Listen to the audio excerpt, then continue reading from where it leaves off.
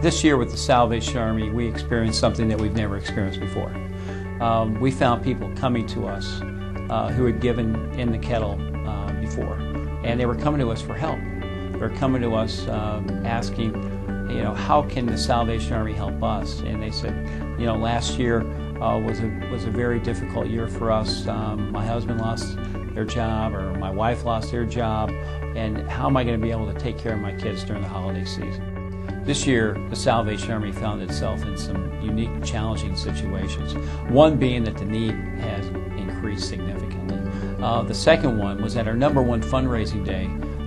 We were not going to be able to actually go out and ring the bell on Sunday, which fell on Christmas Eve day.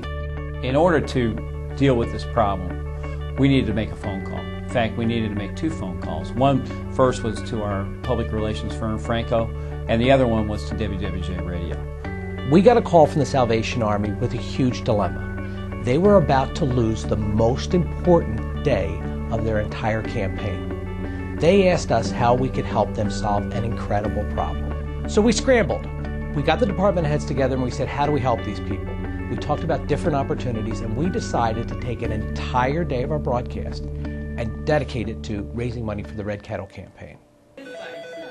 Everybody from the newsroom pulled together to make this happen because they all support the Salvation Army. It's such a great organization. They were volunteering. They wanted to go out and see where the clients were being served. They wanted to see where the collections were being made. And our anchors were anxious to go out and actually ring bells at the Red Kettles and talk about what that was like.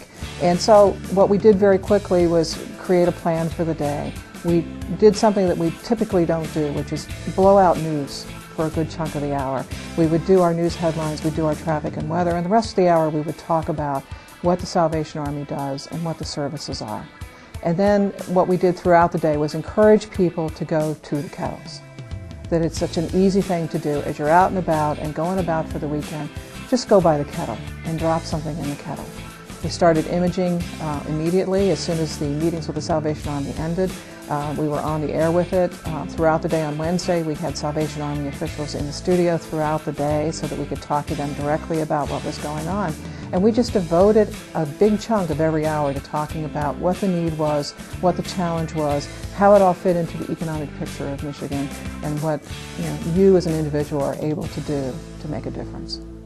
We issued a challenge to the WWJ listener to respond to the need of the Salvation Army.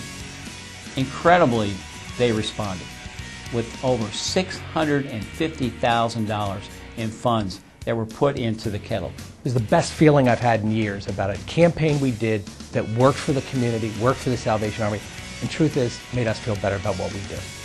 The Salvation Army, along with WWJ Newsradio 950 and Franco Public Relations Group, together doing the most good.